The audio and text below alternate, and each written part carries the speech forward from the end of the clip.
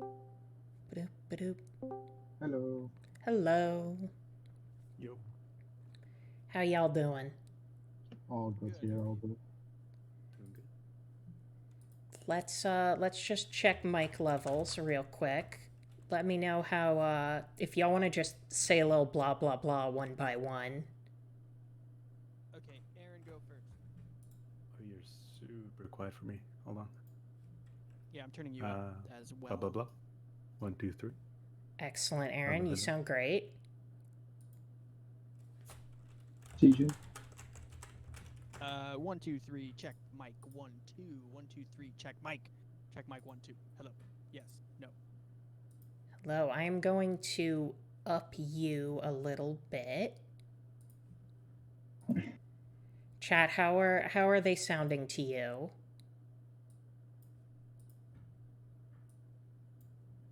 I always forget there's like a chat delay. Test 1, 2, 3. 1, 2, 3.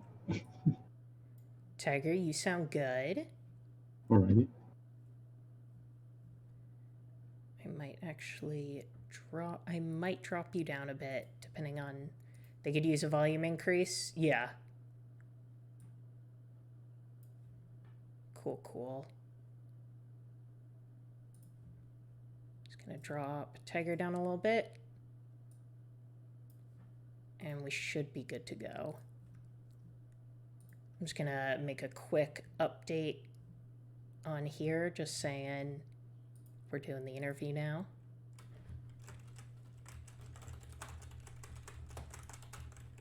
And then we can get started. So first of all, thank you all for coming on. I really appreciate it. Yeah, no worries. Yeah, no worries. It'll be fun.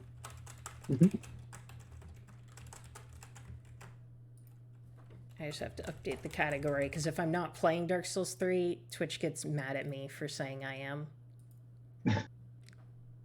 And we're here in our totally real, absolutely existing interview room, which is the best place to be.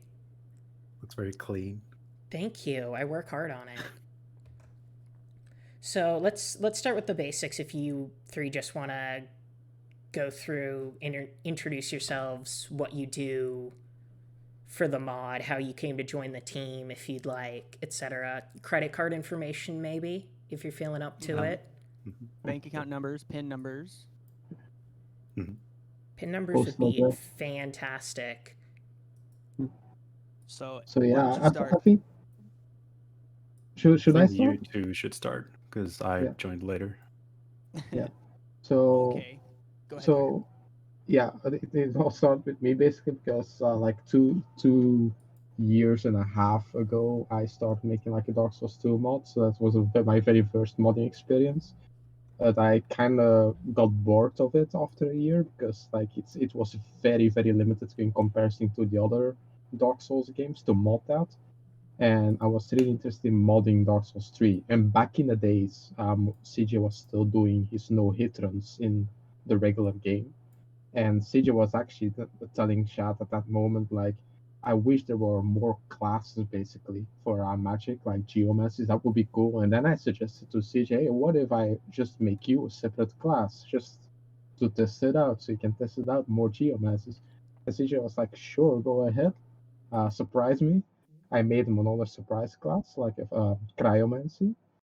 And then afterwards we start like meeting up into calls and we start like building towards new spell classes basically. We added Aromancy class, kept on building on that, and then the blood magic was added and so on and so forth. And yeah, we kept on building towards it. And my major role in the mod is basically like changing the params, basically making all the spells work perfectly, um, making sure the spells do like the proper damage, that they visually look good, make sense, um, and setting up the parameters for new weapons that we need to add, like sort them in their proper classes, sort out the move sets, and then yeah, another guy still like Aron does like the actual animation edits basically for the weapons, but I will tell you more about it later on. Yeah, we'll get to it. Yeah, I do some like scripting as well the talk params. So like I make the NPC params where like when NPCs talk to the characters, I make them respond properly basically. I made the bonfire leveling system work. I made the Estes allocation work, like all that. So that was my major role into the mod. And now we can move on to CJ. Okay. Yeah. So I mean, like Tiger said, like he had this idea of just like, well, I could just add some spells, and I think we started with geomancy because Pyro had Boulder Heave, and that was like the only one like rock spell, like stone spell in Dark Souls 3. And so I was just like, man, I wish there were more of these, you know, so we could have like a whole class around that. That would be sweet. Because I was trying to come up with more creative ideas to do like different types of challenges with no hit. And I was like, what if we did only physical spells? And I think that's kind of how it started. And so, yeah, he started sending me little modded packages of the game, and you know, we just kind of went from there, like you said. But like, it fell into a rhythm where I was like, what I do in the mod is basically I'm in charge of testing and creative direction, basically, and also promotion. Like those are the three things that I do. And so like it made sense because I was already started doing that kind of from the start. I'd be like, "Hey, Tiger, do this," and then he would go and make it and bring it, and I would try it out. I would test it, right? So I was telling him what to do, basically direction, and then testing, like, and so that became like the easiest role for me to sort of fall into, considering also I can do pretty much most of that while streaming as well, so it was kind of a synergistic thing in it. CJ, super quick, could you bring your mic up a bit more? You're a little quiet. How's that? Is that better? That is definitely better. Thank you. Okay. Yeah. So basically, it just became a situation where my, you know, sort of directing and testing the stuff that we were doing was just like a natural fit, and it also worked well while also streaming on Twitch. So yeah, that's kind of, and it's gotten a lot deeper than that since then. You know, like I haven't been able to stream as much lately, so I've been doing a lot more work on the mod, and like, you know, like in terms also overall game balance, like that's my thing too, like making sure that the progression is right for all the items, all the characters, figuring out where everything is going to go, figuring out, you know, making sure that nothing is too powerful or not powerful enough at various parts in the game. With the you know, still emphasizing spells, but you know, weapons too are also a big part of it. So, but yeah, I mean, that's pretty much what I do. So. And you do a lot of the writing too, right? Well, yeah. So I think part of the sort of creative thing, the creative director part, is that I also do all the lore, or most of the lore.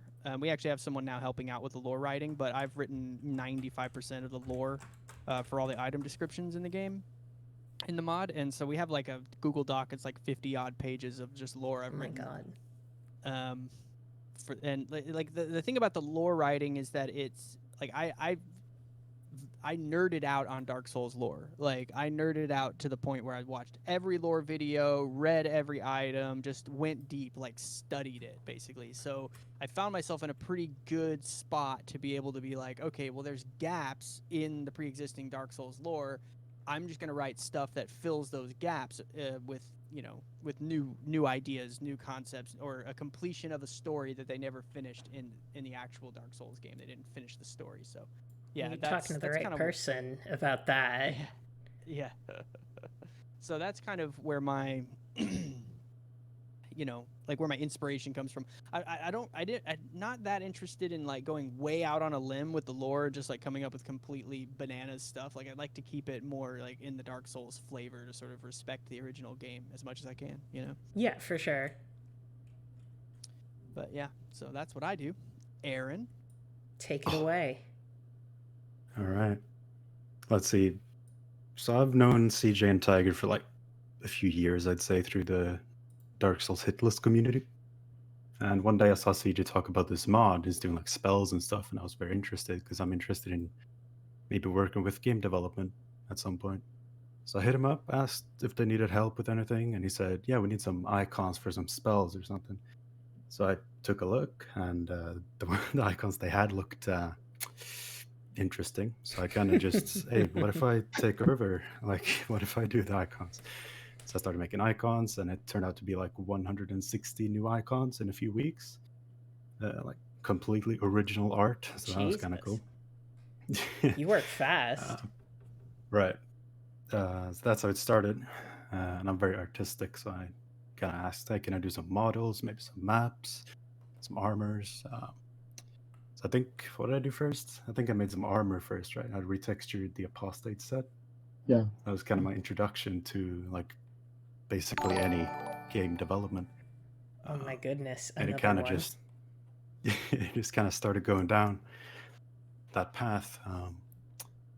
Yeah, so what I do on the mod is basically all the art, all the models, most animations, all the maps, promotional art. What else? Some event scripting. So, like, let's say the boss refight system was one of the first scripts I made. Yeah, lately it's been maps. So we've been going through every single map in the entire game and just changing basically as much as possible about it. So bonfire locations, decorations, lighting, enemy placements, item placements. And that's been going on for, I think, 4 months. Yeah, I wanted to talk a little bit later about those big ol' changes. Right. And so you mentioned that you guys have known each other for a few years. How did you first meet? Was it just through the Hitless community, or? Yeah, Yeah, probably, Tiger. That was for me. yeah, I think the first time I met CJ was like when I modded the channel from a Slippery Susie, and she once raided CJ, and that's how I got to meet him, and I like instantly fell in love with all the runs he did, and like I had to follow him, and I've been hanging around like his streams like more often as well because yeah, I love his stream personality and such. Yeah, so I got to meet CJ that way, and then a few months later, I discovered like Aron was doing hitless runs back then, and he was actually known for like doing like very interesting stuff aside from other hitless runners. Like he was using like some of his own strats basically, and I really liked the strats that he performed by then. And so yeah, I started following him, and that's how I know Aron. I mean, it's kind of, the hitless community is very tight, I'd say. Like, everyone knows everyone, basically. So Mhm. it was just, Yeah. we just met everyone daily. Oh, basically. yeah, for sure. I mean, I got first introduced to it by Ghost, who just rated the channel. Thank you, Ghost. Ghost. Who is a delight. And yeah, it seems like the hitless community is really, really close knit. And I think that plays into the fact that you guys have NPCs of a bunch of members of the hitless community and some other soul streamers in the game as well. I think I know I'm in there. Ghost is in there too. And all three of you are in there also, right? Right, so that was Yeah, just kind of a yeah. fun thing. I think the first initial plan was for promotional stuff. Like, Mm-hmm. maybe if we tell someone they're in the mod, they're going to play and stuff like that. But For sure. yeah, it's just a fun thing, really. It's kind of easy as well. I think that's the Mm-hmm. main point. It definitely stands out, and it helps to give the mod a real community feel, which is really special to me. I think just because the Souls community is so fun. Yeah, I mean, Definitely. I Yeah, think go for ahead, me, CJ. the community is like the whole like driving force for me personally for the entire mod because like like I obviously I stream, right? And like Mm-hmm. that's something that's always like sort of an independent like I'm doing this for myself but also for my quote unquote community within my channel. But this mod was a way for me to be able to help produce something that's real that everyone in the community can enjoy, not just the no hit community, but all Dark Souls community, right? And like be, sort of give back in a way, like just really want to like put something out there that other people can enjoy. Because I mean, I was craving a fresh, like who knows how long until Elden Ring, right? And so everyone's sort of Any day searching now. for that. Yeah. So anyone's searching for that Dark Souls niche to be filled. And like I had been, playing 3,000 hours of Dark Souls 3 on challenge runs on stream, and I needed something, and so it was kind of selfish in that I get to, play the Dark Souls that I want to play, but also everyone else can enjoy it too. It's about, it's always kind of been about more than just, me, which kind of like streaming can feel a little bit like self-serving in that way. Well, we got lucky that the version of the game you want to play is one that we all want to play too. So what I was wondering is why Dark Souls 3 specifically as the game you wanted to mod? Like was it specifically a choice like DS3 is very special to us and we want to put our ideas there, or was it more just that game is the easiest to mod? I don't know too much about how difficult it is to mod the Souls games. I can imagine it's not exactly as easy as like a Bethesda game or like a Source game. Not at all. Not even close. Oh god. Like there's no dev support, obviously, so all the tools that we have to mod the game are developed by modders, basically. And so some of them are, great for what they're trying to do, and some of them are less than great, you might say. But even with these tools, to do one simple thing is often like 20 to 25 steps to do like one simple change. At least you think in your mind it's simple, and then you try it and it's not. And so, yeah, I'm sure Aron could tell you his thoughts on that. Oh boy, yeah. It takes a while to get used to. I know. Let's say the headpiece I sent to you, that took maybe 25 steps or something. Oh just my god. to like rename it, pack it up, and make sure it loads properly in the game.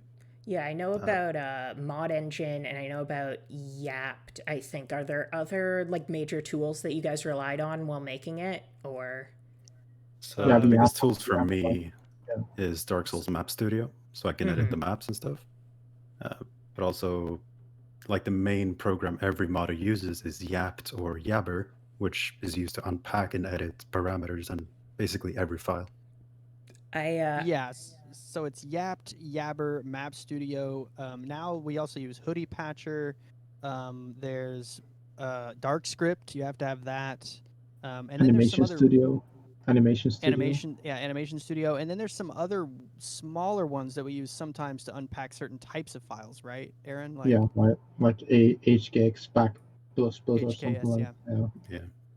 My god, that's a whole lot to keep track of. The only one I've ever used, I think, was either Yapt or Yabber, and that was just to fuse two mods together, like one large and one small, and that took... I don't think I am necessarily equipped to handle anything even remotely as complicated as that. So props to all of you. There's a lot of specific steps, and if you mess up even one step, it's just not going to work. And it doesn't work in such odd ways. Like when I put the two together incorrectly, it all seemed fine, and then suddenly Pickle Pea and Pumperum didn't want to talk to me, and the mod didn't alter the two of them at all. Well, now you're touching on something that is probably the most frustrating thing about modding this game in particular is talk params. So the thing is, the talk scripts that we can look at, and when I say talk scripts, I'm talking about when the player interacts with an NPC. Like when you have a menu where you're just, there's a talk back and forth between the player and the NPC. The way these are written is not something we necessarily know.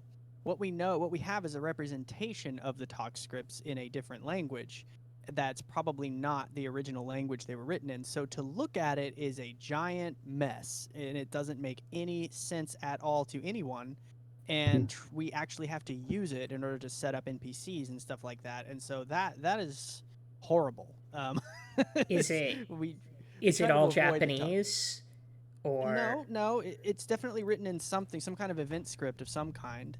Yeah. Like there's a number that it could be, but what we have is a sort of unpacked obfuscation of it, so we can't see exactly what it would have been originally. We have a version of it that's not original, sort of is like from a modding third party perspective is what we have. So you take what you boy. can get. You know, the fact that we can edit it and mess with it at all is pretty miraculous, to be honest. But, Yeah, it certainly seems obtuse. yeah. So you were asking why this game in particular, and I think for me personally, it was never going to be another game. It was always going to be this game. This is the game that I primarily streamed. This was the game I built my community off of. This was, it was always going to be Dark Souls 3. Now I know like Tiger did a Dark Souls 2 mod before this, so he's not necessarily as tethered to the Dark Souls 3 thing as I am. But I played it for so long and I was so intimately aware of all the things that I would want to change in terms of magic, because all of my streaming content is about magic in Dark Souls 3. And to be honest, the system is not very robust. It's not very fleshed out. It's very, it feels almost skeletal in nature. There's so little to it. Yeah, And so oh, sorry. No, go ahead. I was mentioning earlier that I don't think in the base game I like never ever use magic unless it's like for some sort of challenge, like a faith build or whatever.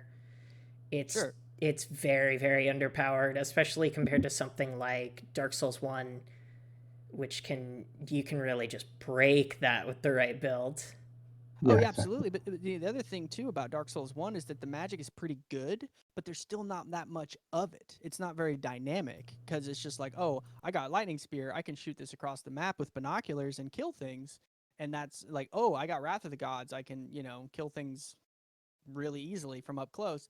But there's still not that much. Like part of my thing was that I've been interested in game design for a long time, and I have lots of ideas basically. And it was an opportunity to sort of be like, well, what happens if I try to apply one of these sort of spell systems to this game? Like with dynamics and with synergy and with a play style associated with each theme, and like a whole concept behind every school of magic, and bringing it from 3 schools of magic essentially to 12. Was maybe more ambitious than I originally thought it was going to be. It ended up growing into this monster at this point. So It's a fun monster, at least. Yeah, exactly.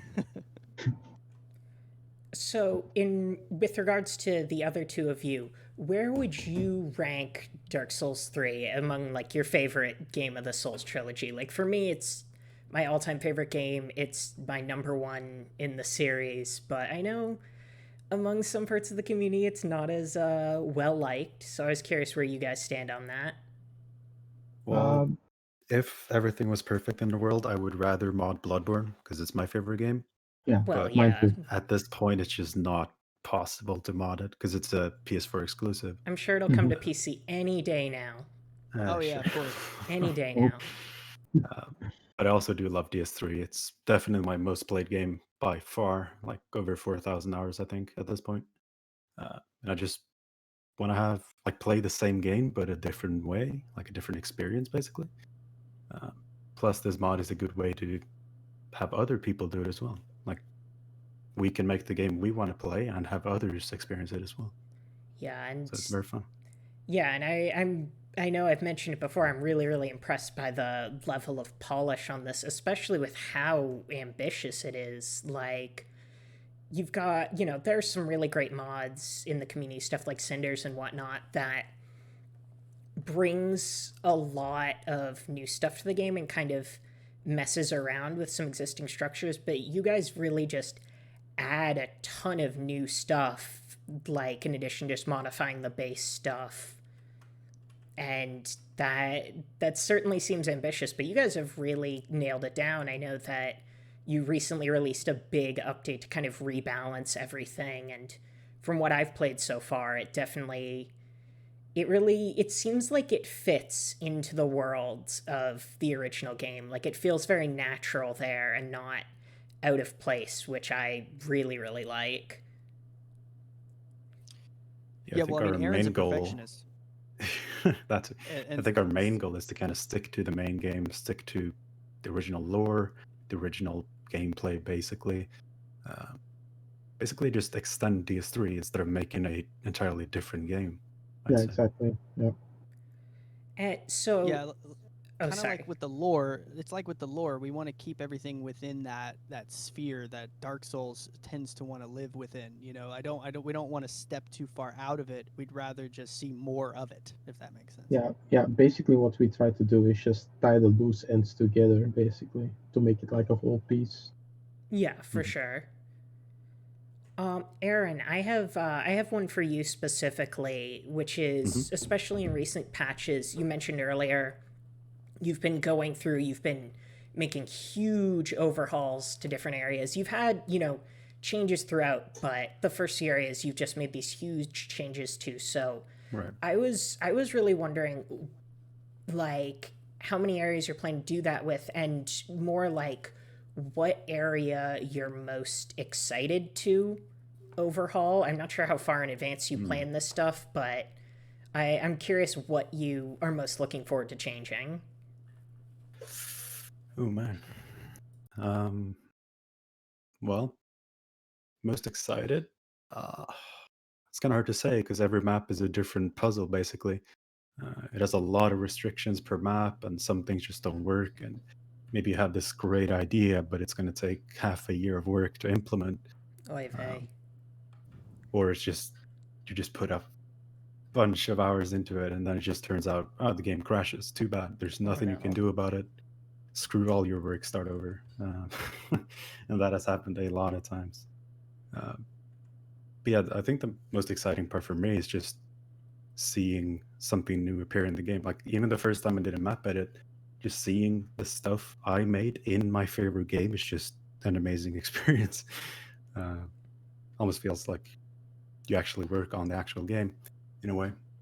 I mean, I think, the whole thing started with somebody having ideas for stuff they wanted to put in. So I think it is, even if it's not necessarily the same team, it is essentially working on the game the same way the original folks worked on it. Yeah, basically.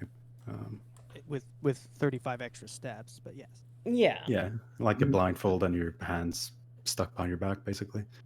Yeah, a friend of mine, another streamer, Go Sagan, once described modding Dark Souls 3 is like poking needles into a black box that you can't see inside of, hoping that those needles will manipulate the inside in a way that is good.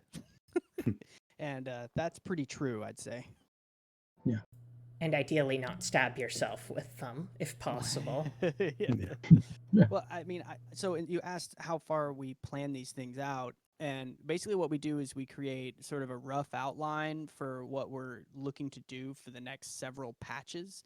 And we give ourselves a timeline, like we want to finish up this by then. But in terms of the minutia, like the details of it, we tackle that sort of one at a time, like one map at a time, one boss at a time. We talk about it, generate ideas, figure out, oh, well, here's this idea, how would we do that? And then we sort of have like a discussion about like, well, maybe we could do it this way or that way, or we can make it look like this, or blah blah blah. But yeah, we don't have all the little details planned out ahead of time, just like, okay, we're going to do this map next and then this one after that, and so on. So yeah, like most of the magic happens when we're in Map Studio. Like, oh, let's move this enemy here, see what happens. We play test. Oh, that's a good encounter. Let's keep that. This area is missing an item. Let's place an item here. And we just play the area 2 billion times until it's finished. So yeah, I mean, usually taken in steps. When it comes to the actual individual map overhauls, we just let Aaron have fun. Like we just tell, go ahead, Aaron, go nuts. And then we'll go in and test it and try it out and be like, oh, this could be a little different. That could be a little different. We'll fine tune it after that. But yeah, we just let it. So it's sort of like, creative writing. You just write down everything and then you go back in and edit afterwards. It's similar to that process. Oh, yeah. Yeah, I mean, I have some goals. Like the main goal on the map overalls is to create either a different way through the area or a different feel to the area or a different difficulty. So like to change it as much as possible. And one way is to change bonfire locations, enemy locations, all that. lighting, I guess. So I just kind of go through the entire map, change as much as possible, see if it's stable, and then we playtest, then we go back and make some changes. For example, Irithil, we have a little plan for a mini boss that's going to cover the entire map. So that's like the main thing about that area. So we're going to try to develop that mini boss first, I guess, before we go in and do the details. Oh my god, that sounds delightful. I am hype. Irithil is like the pinnacle of 3 for me, and I love seeing what you guys did with it already, and I'm really looking forward to seeing like a big overhaul of it. And not just because it's Gwendolyn Town. I like it in general.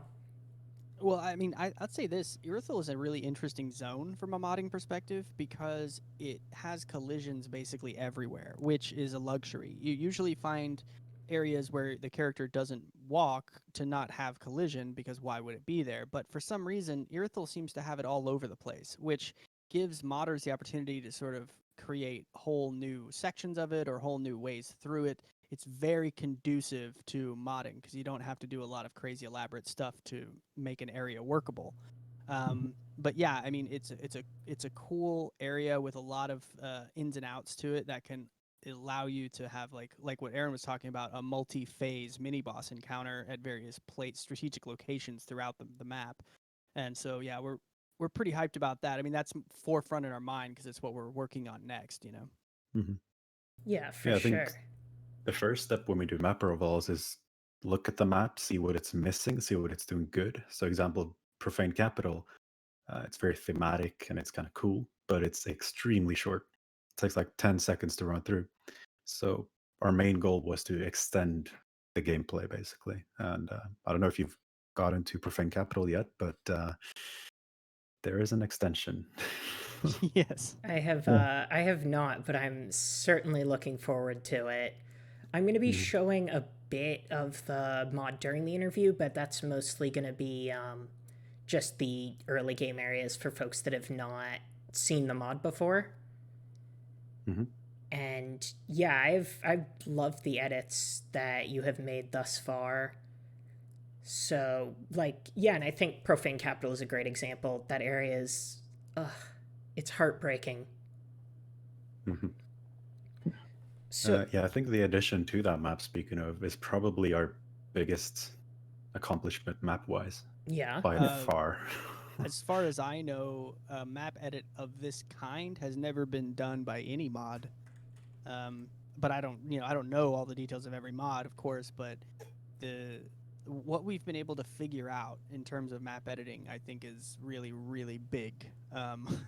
In the sense that we've learned how to add map pieces with collision and custom texture, completely new original piece of the map that we made that was not made by FromSoft, and put it in the game and have it actually work.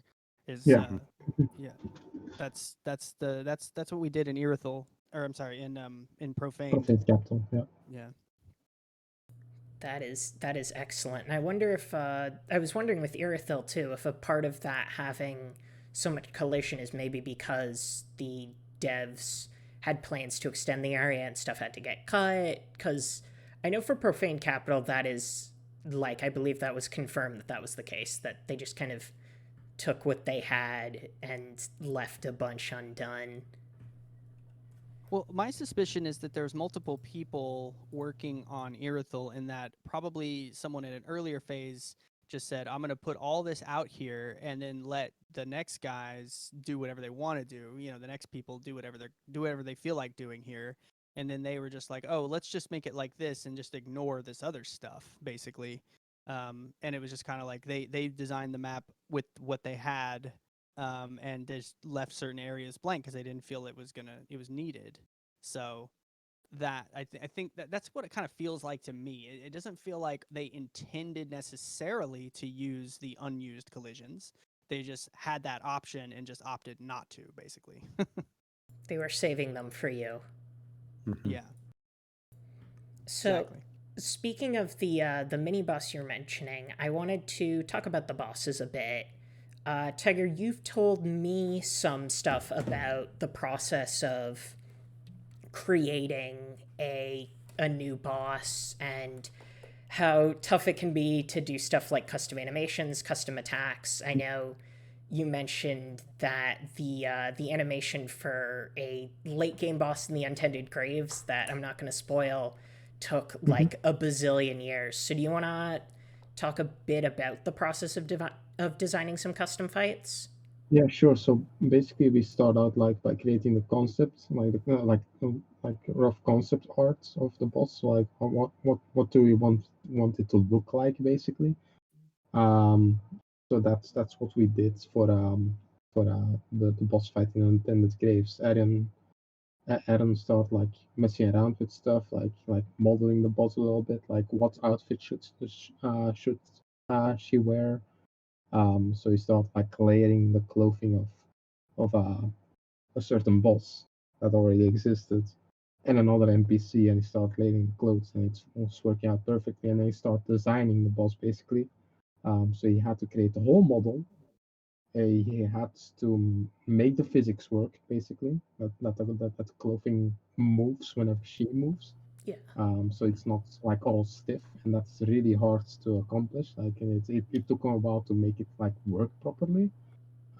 It I think it took Aaron like a few days before it actually like worked properly because it was like all like there was like some weird dark beams sticking out of the model, like Yeah, it going just breaks nowhere. super Yeah, easily. it breaks.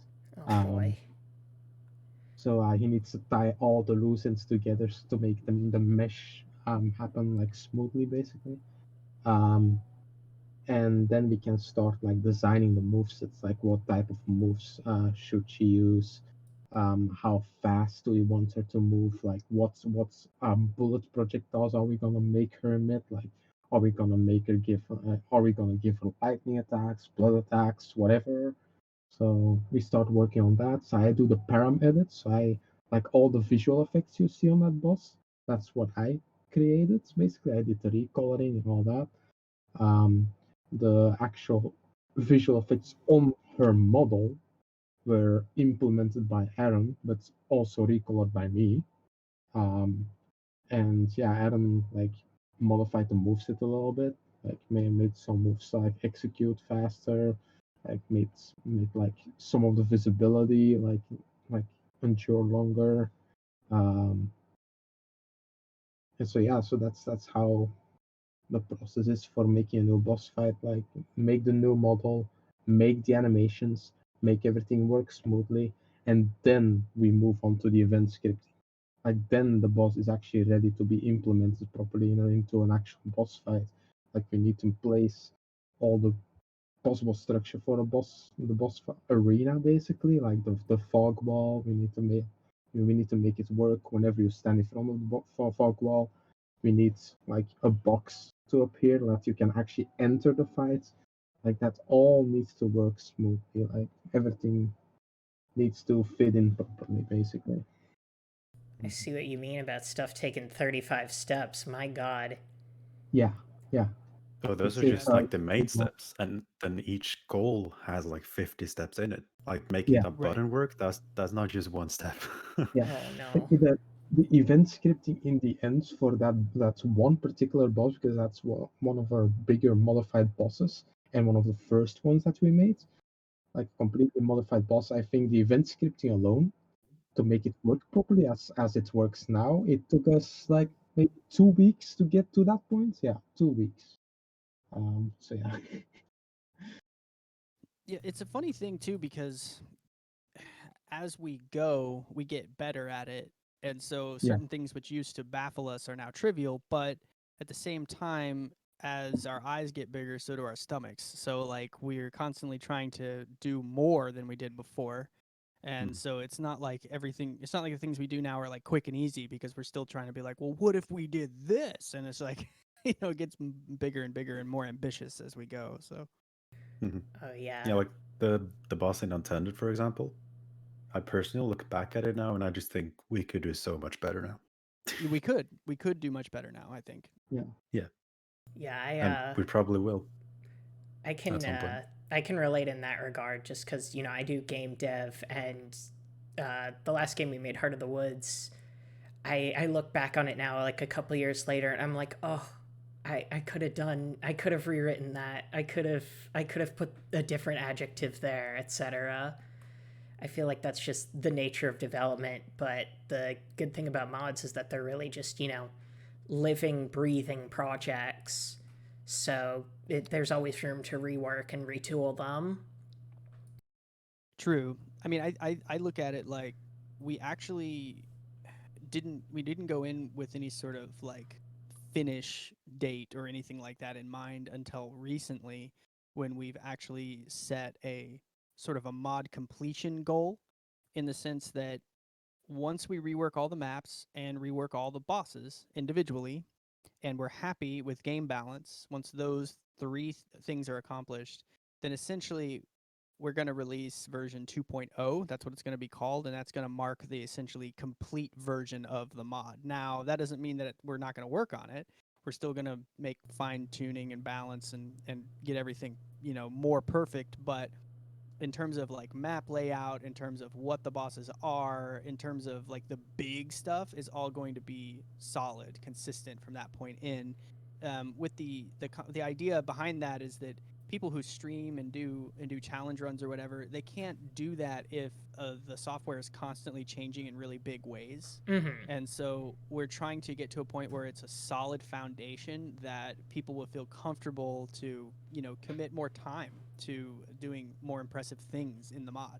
That's definitely one of our goals. So Yeah, it definitely seems well suited for challenge runs. I've done a couple in it already, and I look forward to doing more. And I think once it hits that stable position, I think that'll pave the way for more and more ambitious challenge runs.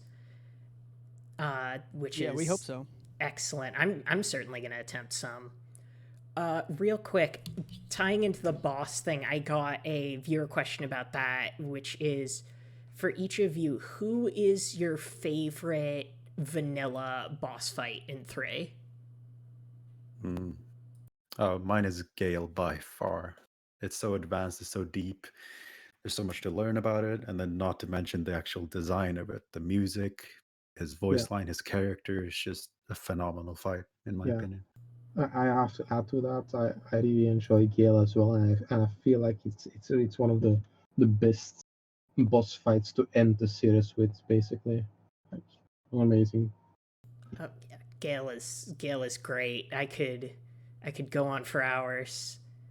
Yeah. I mean, I think it's hard to not name a DLC boss, just because there's like all the DLCs feel so much better, like well written, more complete, more fleshed out, more optimized than the base game.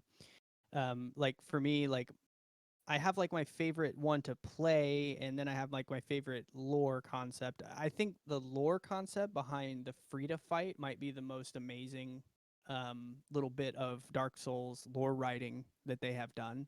I think that Frida is incredible. I also really like the aesthetic of the fight, the cut scene where she walks in with the scythe, and that for me is definitely up there, like in terms of concept and design. And plus her moveset incredibly dynamic, difficult to learn, 3 phases. I mean, it's just it's a big bite, it's a lot.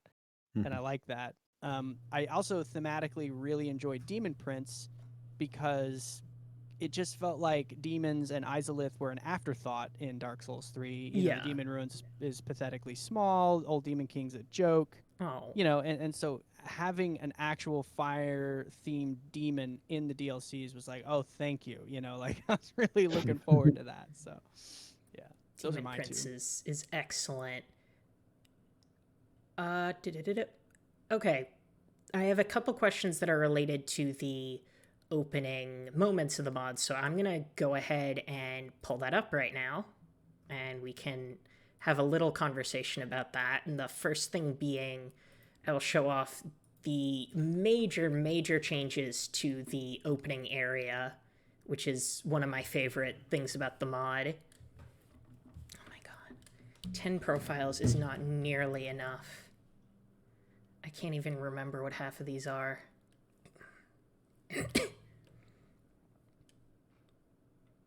Yes, indeed, etc.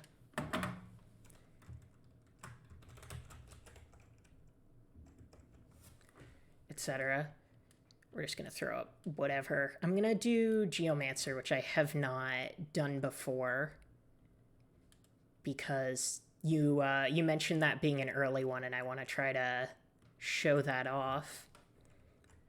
Because one of the first things I want to talk about is the opening area, the Cemetery of Flame. Mm-hmm. And the process of making that, both from a lore perspective, from a programming perspective, from a design perspective, etc. The main thing I was curious, CJ, is when the concept was developed for it, is there like a major lore reason behind that, or is it just a cool factor kind of thing? Well, I think that I think that we had gone through several iterations of Cemetery of Ash, and none of them were a dramatic change. I mean, obviously, this was the first map that Aron really just sank his teeth into. You know, he had mastered a lot more aspects of Map Studio, and really, it seemed like this was the first one where he's stepping out and being like, "Look what we can do." And I think the discussion that we had was more like, you know, there's very little fire theme in the game. Like I was just talking about with Demon Ruins, it feels like an afterthought. So having the opening area be fire themed not only makes sense with Firelink Shrine, right, but also it fills a gap that's, I think, was missing. You know, and I let Aron tell you more. Yes, I think the main goal I had was first impressions are super important, especially for mods. Like, people are going to join or start their character, and they're going to be like, okay, what's new? What can I find? What can I do? What does this mod do? So the first thing you see is, of course, the classes, but then also the cutscene. So that was goal one. Change the cutscene, have a good first impression, and then change the lighting so you have a bigger impact. Change, you died. Change the enemies, just change the first boss. Everything is just new, as much as new content as possible. So you realize, okay, this is a mod. Like, this is not just vanilla with an add-on. Yeah, this is not just any mod. This is a big one. And yeah, I definitely want to get to that custom boss because I want to talk about that one. So as I slowly and somewhat pathetically make my way there, I had a couple viewer questions I wanted to make sure I got to, and then we can take some from chat too if we want. Which one of them being a fairly easy one, which is just you guys, you know, you added a ton of new NPCs to the game, and they're all a lot of fun. I was curious, do you guys have a favorite vanilla NPC, like in the base game?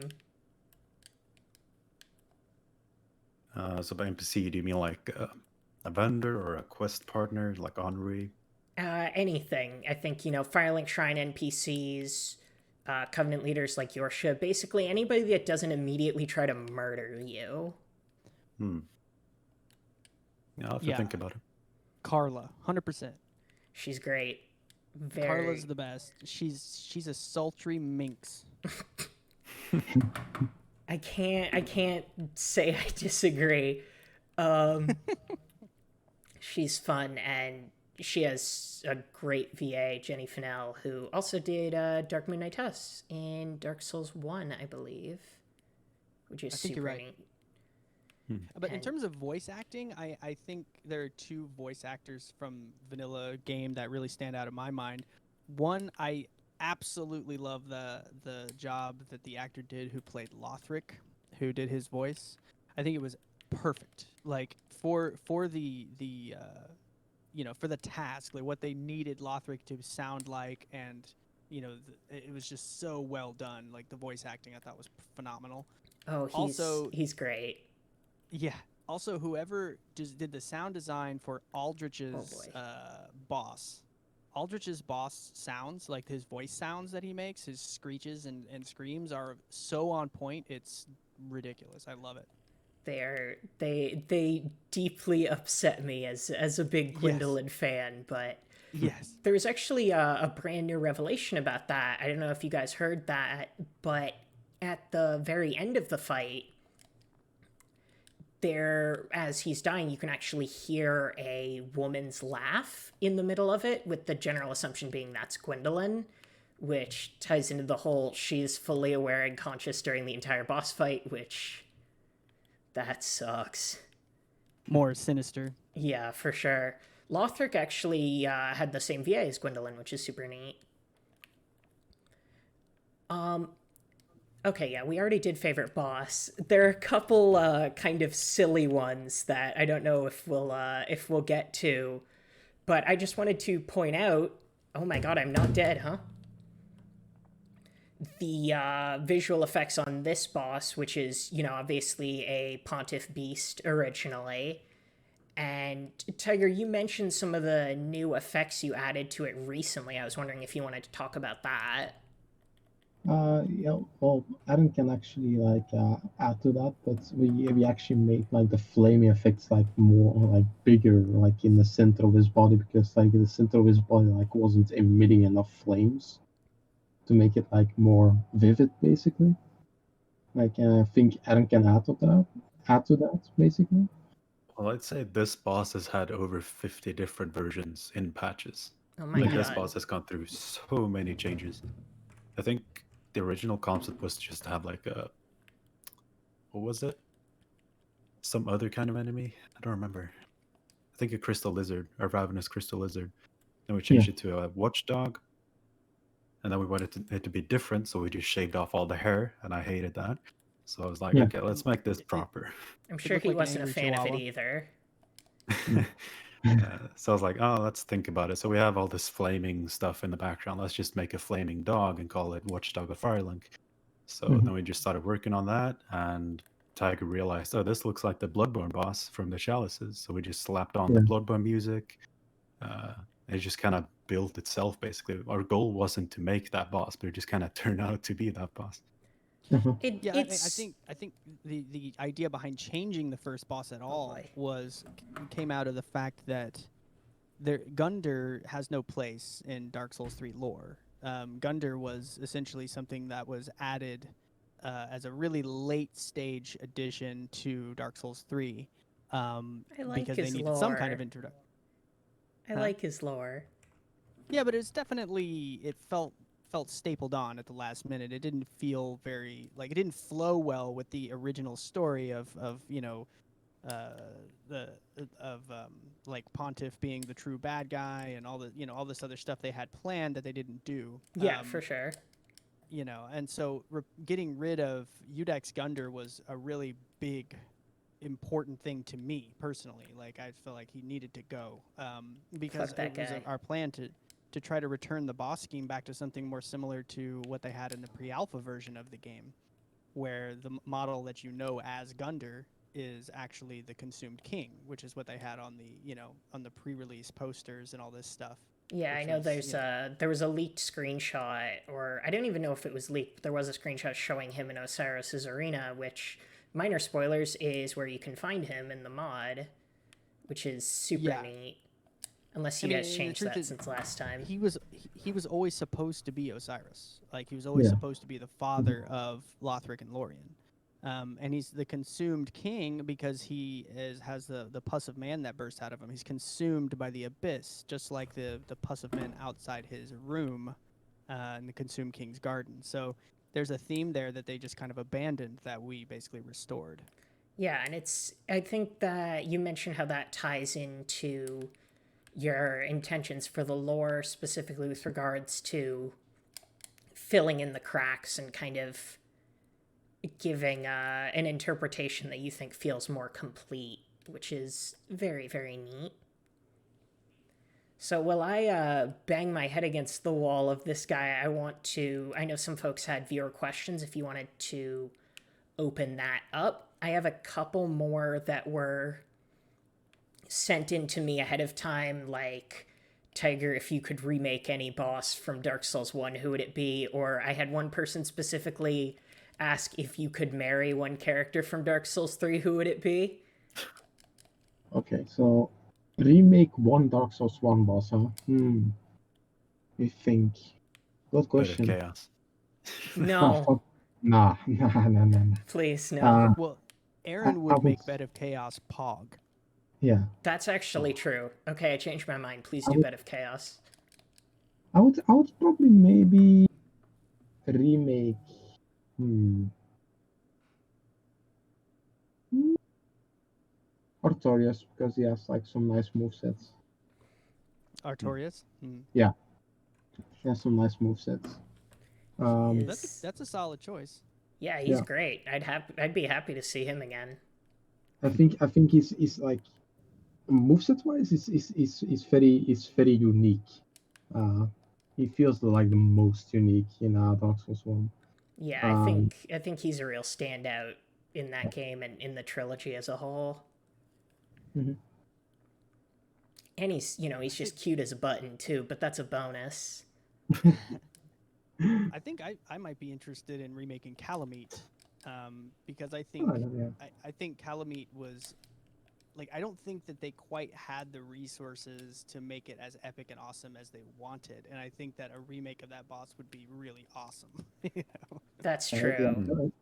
Calamite felt like a very stiff boss at this Yeah. point. I mean, I guess in a way you could almost treat Midir as the Calamite remake, because it shows you what they can do with a dragon Mhm. now. You know, it's Mhm. really impressive what they did with Midir.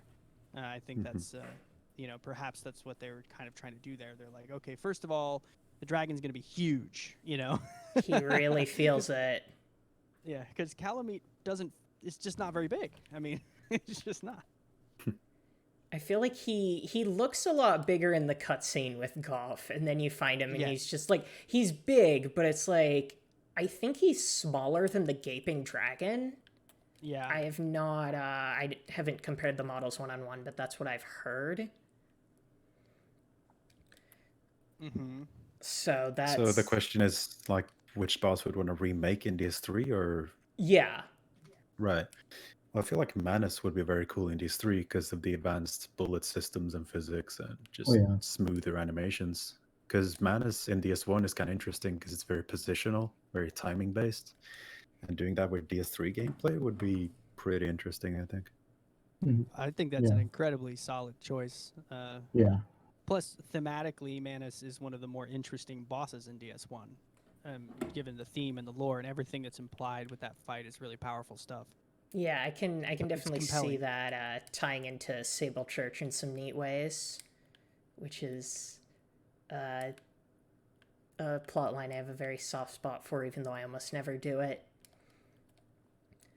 Yeah, we can open up to viewer questions now if folks have any. I am gonna keep an eye on the Discord because some people are gonna post some there.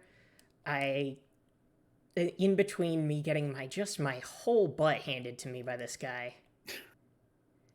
I always struggle with these enemies, vanilla game or not. They are so... They just don't play nice. Well, so in the vanilla and also the one that's still on the Pontiff Bridge, there are hitboxes on his feet that when he turns and moves, it hits you. But we remove those for this encounter, so you can actually do the hugging his side sort of a little bit better without being punished quite so much. I mean, this guy, you could beat him easily without even pressing B a single time if you know his moves. So that was one design. Like, I wanted people to be able to do this in any sort of challenge run, like no dodges or hitless runs and stuff like that. That's really neat, the idea of incorporating elements for the sake of more interesting runs.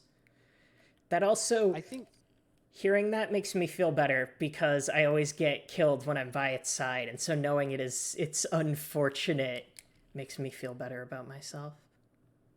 Yeah, so I mean, I think we've intentionally added a handful of things, like a handful of things for no-hit running challenges, a handful of things for SL1 challenges, a handful of things for no damage, and another handful for speedrun that we've intentionally added for those reasons. Like, for instance, Cloud Form, very much for speedrunning. Oh, I love Cloud Form. And teleport, not to forget. There's teleport in this? There is teleport now. Oof. Yep. Oh my god. It's one of our best. It is it is the spell that to me was the biggest milestone of spell design that we have accomplished, because it was one of the spells that when we first started making the mod, I thought we really need a spell that does this, and we could not figure out how to do it. And for 80% of the time we've been working, and no clue how to do it. And then finally, through learning everything and figuring it out, Aron was just like, "What if we tried this?" And I was like, "Oh yeah, that might work." And then all of a sudden, boom, we have a teleport spell. And that was such a proud moment, I think, for me personally. Yeah, What it It opens just would not have been possible, like even within our minds, how to even accomplish that spell yeah. until And recently. Yeah. it opens up a lot of opportunities for speedrunners to do like various new skips that can be discovered, basically. Yep. Yeah, I noticed a lot of new shortcuts and opening up the areas more, which was neat. What school is that? Cuz now I need it. Light It's sorcery. a light sorcery. Sweet. Time to respec as soon as I swap back to my main cuz I need it. Okay, we have a couple. Before I get to those, I just want to point out one thing I really love, which is the boss fight mechanic here, which is like when you come back to this arena, there are all of these little statues that will light up after you defeat each boss, and then you can replay the boss. And I love these. I love all of these little custom fellas. They are so cute. Yeah, so Couple the way questions. this system came into existence was we wanted a refight system, or the community wanted it. And we could have done it super easily in one day using items, like you pop an item from your inventory. But I was like, we can do better. So I spent like months of work just to make those statues. Well, it was worth it. I love them, and I think it speaks to one area where this mod just really shines, which is in presentation. And I mentioned Firelink Shrine earlier, and so we can take a look at it now and how delightful it is on the new patch. It feels so nice and homey and lived in. And I do also want to show off they have this one really nice thing, which is their Patreon supporters get to show up on here on this new little plaque. And you can also be on that little plaque if you want to.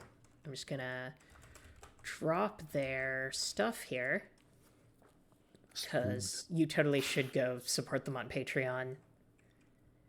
And oh yeah, we have a couple fan questions. If you guys have time.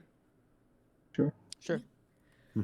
So Comic Sans Mamba says, what was the intention of putting a revamped version of Cinder, they mean the Royal Darkwraith, into the swamp, like very early into the game, changing the entire difficulty curve? I think they mean like by putting a revamped Cinder in there, is that intended to change up the difficulty curve, or was it rebalanced to kind of fit the early mid-game area where Fahrenheat kind of occupies? Well, okay. There's a couple of layers to this question, really. So first of all, putting a dark wraith. So I think that the idea behind this boss was theme driven first, in that a dark wraith boss in the swamp would be really cool and makes sense given where the dark wraith locations are in the game. So that's the first part. In terms of the fact that it's a revamped Cinder, has less to do with like we wanted to put something that fights like Cinder in the swamp, and more the Cinder moveset looks like a Dark Wraith. So reskinning and then using some of Cinder's moves that are the most Dark Wraithy, basically, was the best way for us to accomplish the goal of putting a Dark Wraith boss there. Now, changing the difficulty curve is something completely different, is a totally different question, because the thing about it is, as far as I can, like my perspective on it is that the difficulty curve of the mod has yet to be revealed, because we're still going to redo bosses, we're still reworking maps. The difficulty curve, you don't even know what it is yet. Well, now I'm hyped. So changing the difficulty curve is definitely part of this entire process, and that was one tiny little step toward changing it, right? But we have many more steps to do, basically. Mhm. Well, I am certainly looking forward to it. Before I do the next one, I just want to point out a couple features I really like, which is you guys added a ton of new covenants to the game that offer like tangible PvE benefits and actually have reliable drops. And it makes the covenants actually really useful in PvE. And I also just wanted to point out how, yeah, you guys have a ton of new vendors around here and how they, you know, each support those various classes. And you have this neat little feature here which lets you warp to all of the various spell vendors, because in the base game, depending on the build you want, it can take so long to get to it. Like if you want dark sorcery, you're shit out of luck until you get to mid game. Yeah.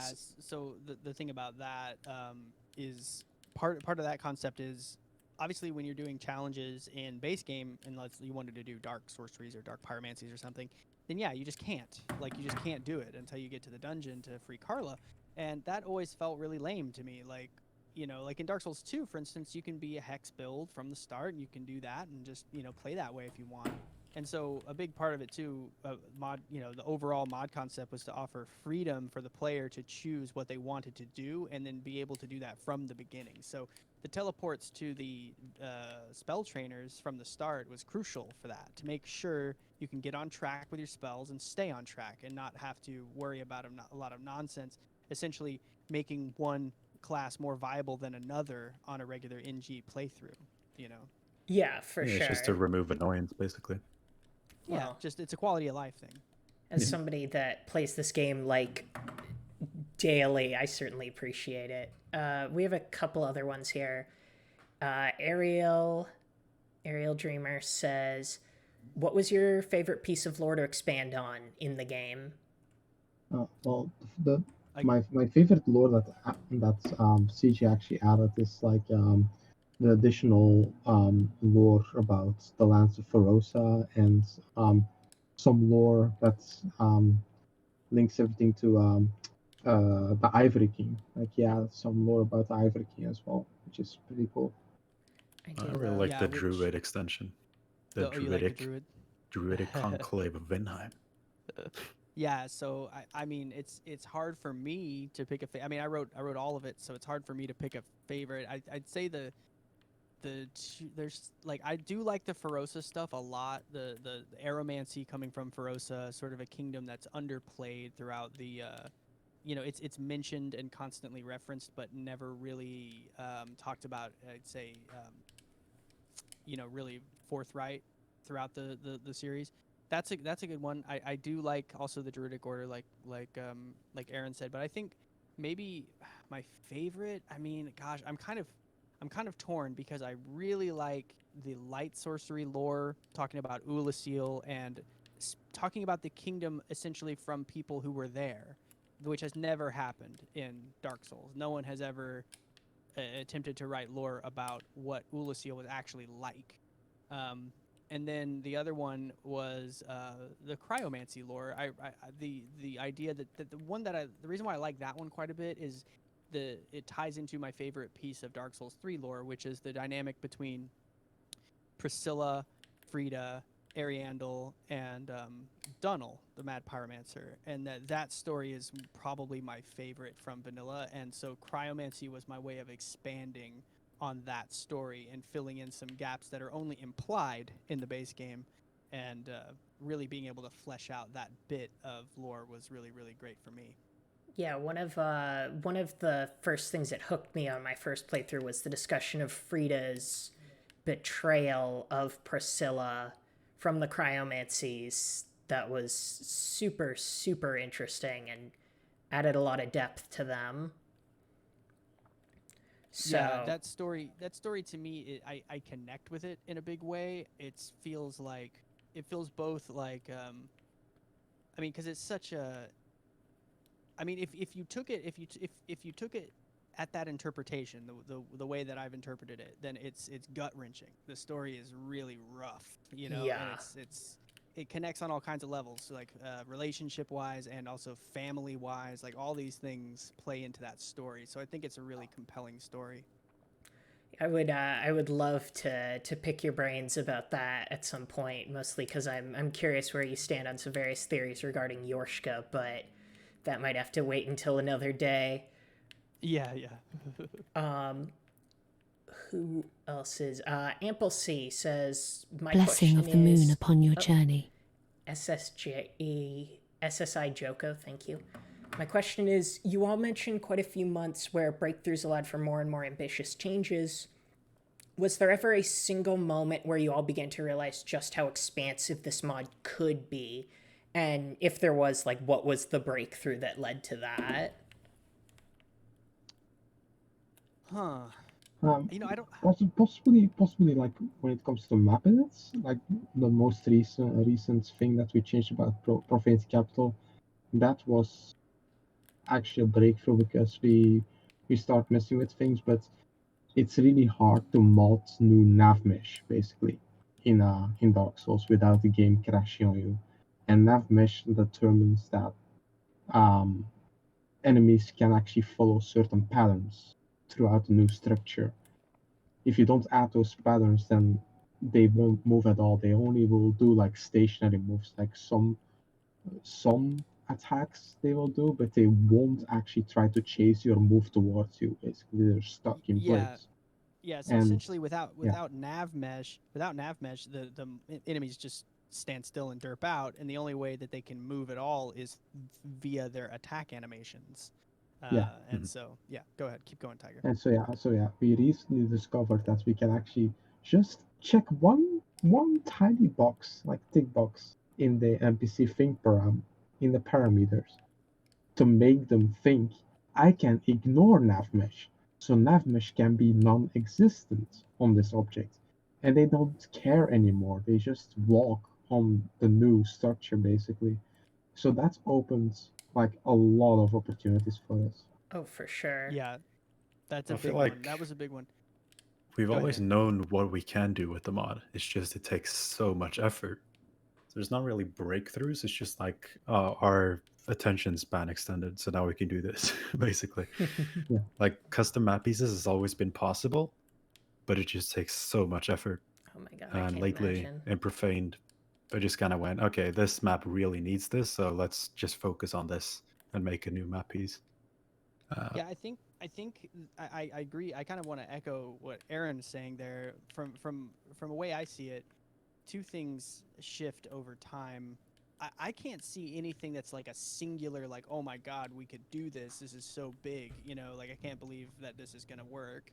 There was nothing like that. It was more like it's a study in innovation, not invention. Like we're not inventing new ways to do it. We're just it's getting more elegant. It's getting easier to accomplish. We're learning all these little tricks to make things faster and also, you know, find out. And then along that process, we've discovered, oh, well, this is actually possible. And so is this other little thing also possible. And this, you know, and so it's just expanded. And then the other part of it that's expanded, I'd say, is our appetite. Like you get to the point where you've done something just drudgery, you know, and it takes months to accomplish. Once you've done that a few times, it doesn't feel as daunting to sign up for it again. You know what I mean? Like you'd be like, oh, well, we could do this, and be like, oh, but that'll take a while. It's like, yeah, but we did this other thing. We'll do it faster and better this time. You know, so it's like we learn how to innovate, and then we also just are more willing to just go through it. You know? Yeah, I think that's one of the very best parts of the creative process. So I'm glad that really clicked for you guys. From Jim, we have, how do you, the modders, view invasions in the Souls games, and if they could happen, like, or what they would be in the context of your mod if they could happen? Well, I assume you're talking about player invasions and not necessarily like forlorn NPC invasions. And I would say I'm not gonna answer this one first. I'm gonna let Tiger go first. Okay. Huh. So, like when it comes to make it possible to actually like make it smooth out the online gameplay, is that what they mean? Yeah, Jim, would you mind clarifying that a little bit? Well, the invasions are possible. It's just a bit of jank involved. Yeah, exactly. I can imagine. If you want to optimize for online gameplay, I think it's gonna require like a shit ton of new scripts that we need to write to optimize like every single system that we added into the game and I mean, optimize we it for basically have to online make the gameplay. mod twice. One Yeah, offline yeah. version, one online version. Yeah, I know that. Yeah, that's true. I know that like there's some mods for 3 that are really, really focused on the PvP, and some that are really focused on the PvE. And it seems like that would kind of be a necessity, especially for like working with small teams. You know, they had a full dev team working on the dang thing, and you guys are 3 people, Well, pretty I mean, talented people, but here's what I was gonna say initially, which is, yeah, FromSoft had a whole dev team working, right? But I would not say that their PvP system that they've implemented is all that successful. well, yeah. You know, I mean, and I say that from the perspective of, you take games that are designed for PvP, say game like let's take an equivalent from like For Honor. For Honor is a game that's medieval PvP combat, right? And it's designed for that from the ground up. And it's a game that is fairly rewarding in terms of the gameplay and everything being really tight and everything working well, and the netcode working properly for the game because it was designed for it. Whereas Dark Souls 3 doesn't feel like a game that was ever designed for it from the ground up, and so it feels like they did what they could to make PvP viable, doable, and some people absolutely love it. But like for me personally, when I look at PvP in Dark Souls games, what I see is not great latency. I see from the perspective of a character fighting another, that there seems to be some a lot of desynchronization. Like you swing, it makes a hit sound and nothing gets hit, or you swing, it doesn't look like it hits them, but it does. Like it's just kind of, to me, it's kind of a mess. Like it's not my interest in Dark Souls 3. Like my interest is always going to be the PvE part of it, because I feel like that's what these games do best. But to your point, Rachel, I think you're 100% correct. You've got some mods that are focused on PvP and some that are more focused on PvE, and I think that's as it should be. I think that a game like this is so impossibly difficult to balance for both that I feel like you would need to pick your battle, one or the other, in order for it to work well, And honestly, I didn't even see FromSoft accomplishing getting the game balanced for both very well, It Yeah. didn't seem like, anyway.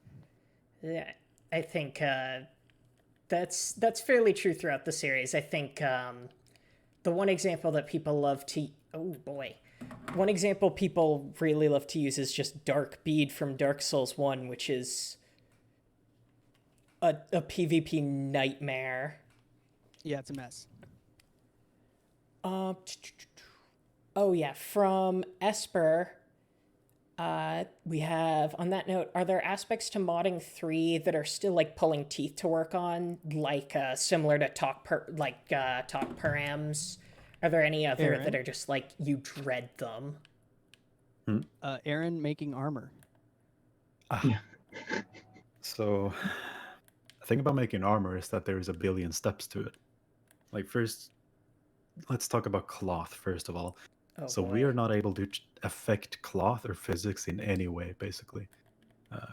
If you want to have an armor piece that has a cape, for example, you have to take an armor piece that exists that has a cape, trim off everything that isn't a cape, and then keep the cape and build on top of it. So that's one annoying part of it. If you want physics, it's a lot of work. And then the second step would be to parent the mesh to the skeleton that the player has, so everything moves when the player does. That's a lot of work. You have to actually manually decide which vertices are going to be affected by which bone. So like you can imagine, just fingers have 3 bones each arm has 5 bones, your torso has 3 bones, all that. And if you mess up, it's going to look jank. Like your arm might just fly away or something. And then there's the texturing. Completely break. Like that happens too, where it's just like there's a piece of the armor flying off into oblivion somewhere. Yeah.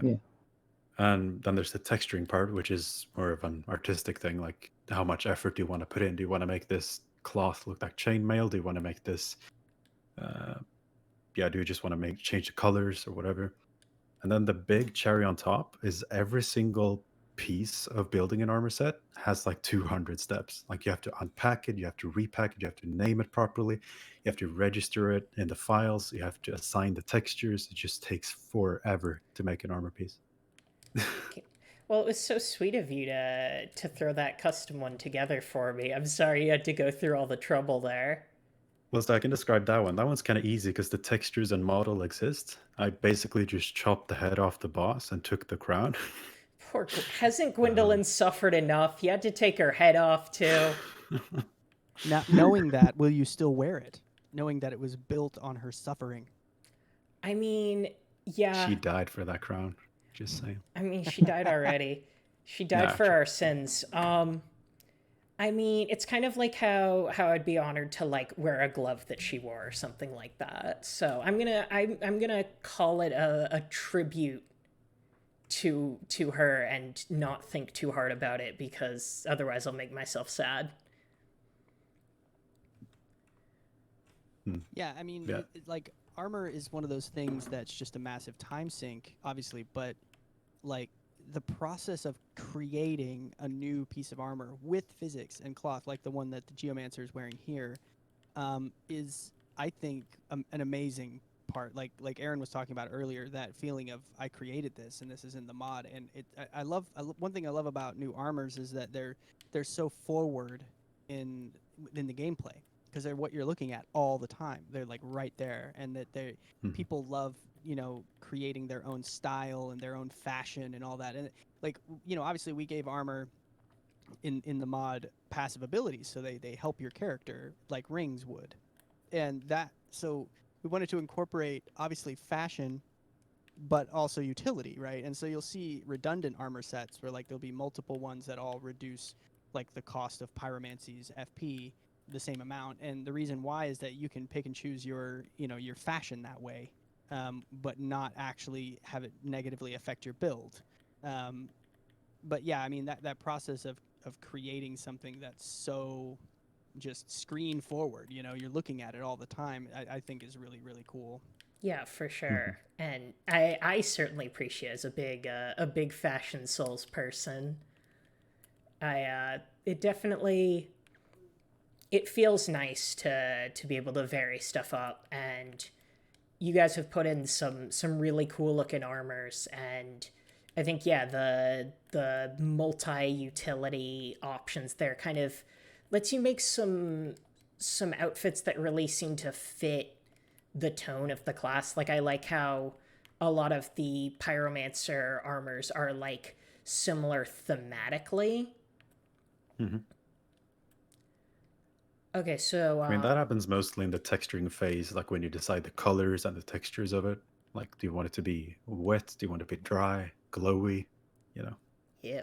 Ragged, fine looking, whatever. Yeah, metal, metallic, shiny, you know, all that stuff. Chromatic. I would love to. What are the odds that we just get something like bright neon rainbow or whatever at some point? 0.001. Well, I guess I have to make my own mod then.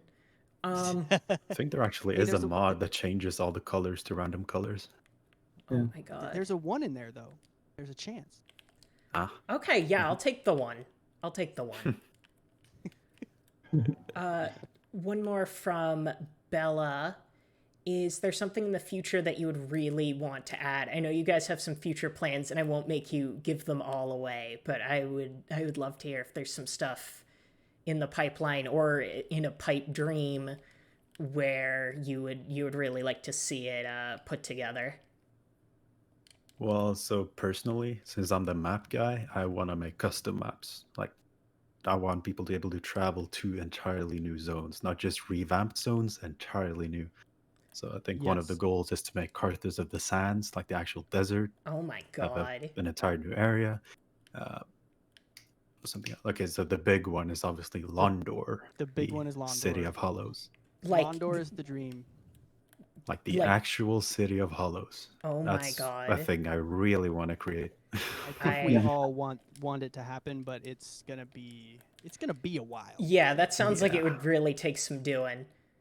But I am super psyched to hear that because I know the tech for that was developed fairly recently. Well, it also links back into our discovery about nav mesh. That if you create something new, the enemies don't know. Like if you create a new structure, a new building, the enemies don't know how to move on it, unless they tell them to ignore nav mesh, which was the big breakthrough that makes a whole new area actually possible. So it was completely impossible until like I want to say a few weeks ago. Oh my Where god. we, where Yeah, we basically. discovered, yeah. And so we had it in the back of our minds, but we didn't really know if it was going to be viable until recently. And so, but we still have our plan of action, which is all this other stuff first. But it could potentially happen.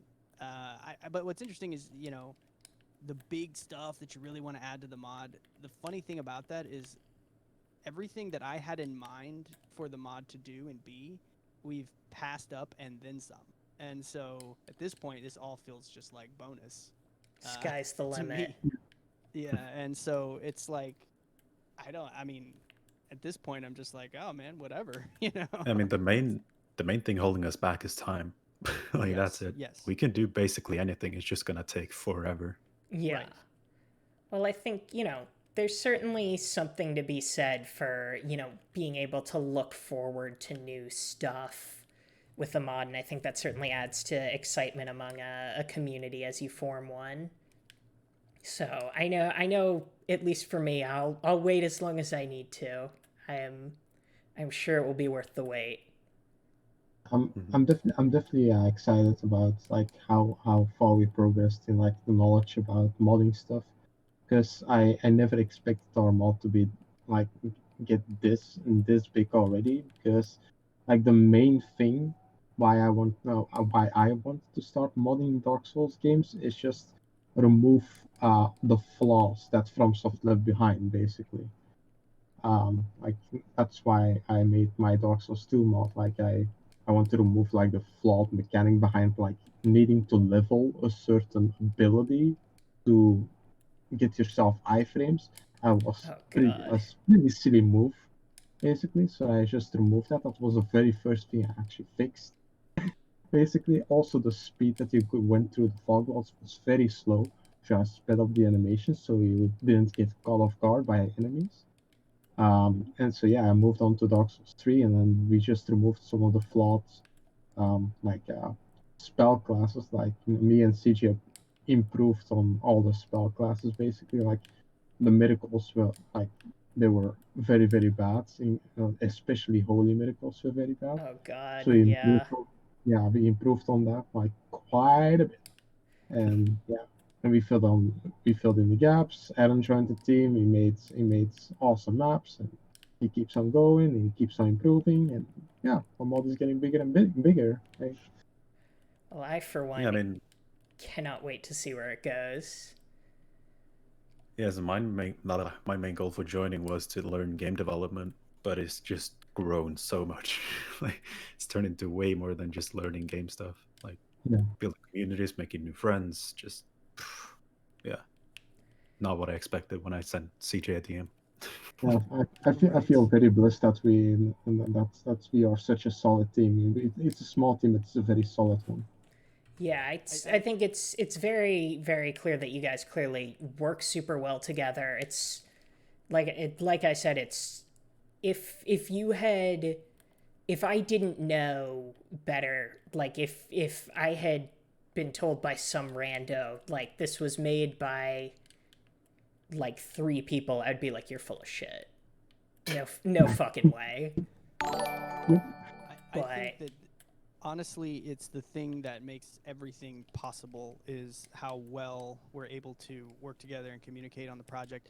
I think that it is the missing ingredient with like most mods, and like there are lots of ambitious projects out there that people try to take on, and that in the end, you know it's more than what one person can handle, and that it requires people to actually be able to work together in a way that is good and positive and not, you know, brewing negativity. And so it's actually the thing I'm most grateful for on the project is the team. I mean, we work solid. It's solid together, you know. So That is delightful. And we are like not forcing stuff upon each other. If somebody needs a break, then we gladly give a break to them.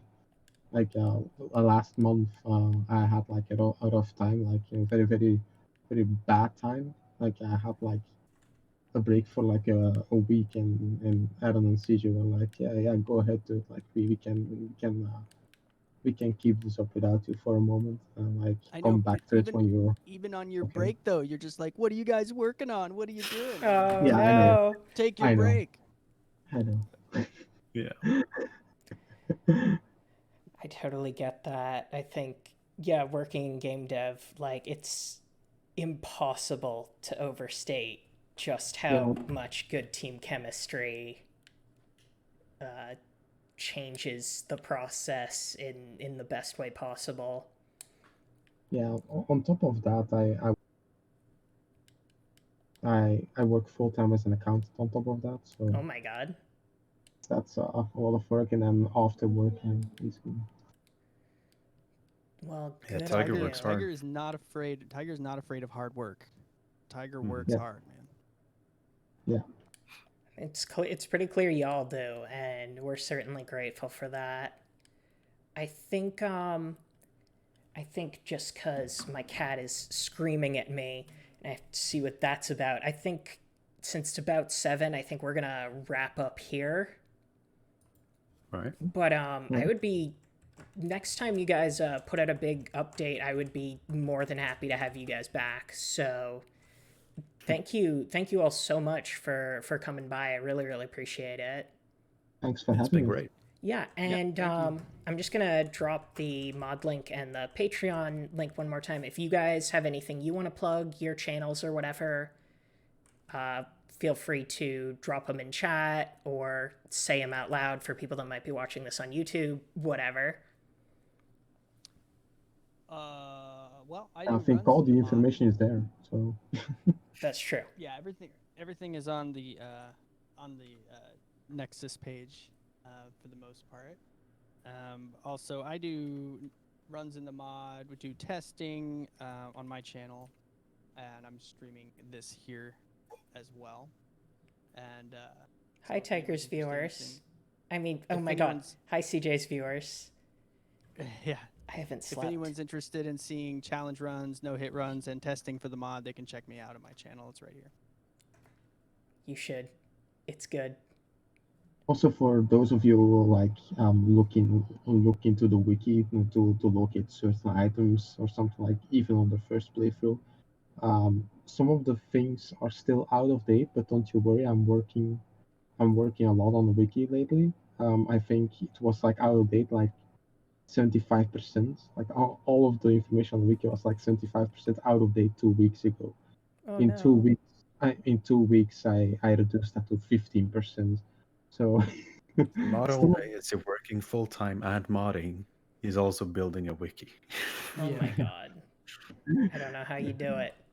so yeah. It's still a work in Now thou progress, art a but, blade we're of the getting dark there. We're moon, getting there. hunteth the enemies of the Oh my lords goodness. by the power of the dark sun. We just had.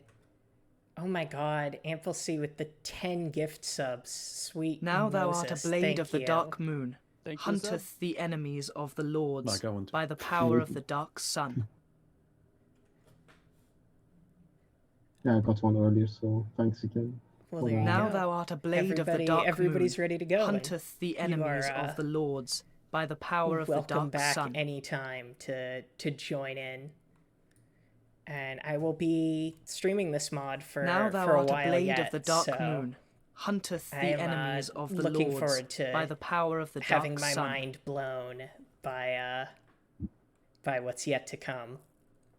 Yeah, I think you're gonna like Now Profane. thou art a blade Oh, of the dark moon, I am on the hunteth edge of my the seat for enemies of the Profaned. lords by the power of the dark Yeah, Rachel, sun. you're gonna love it.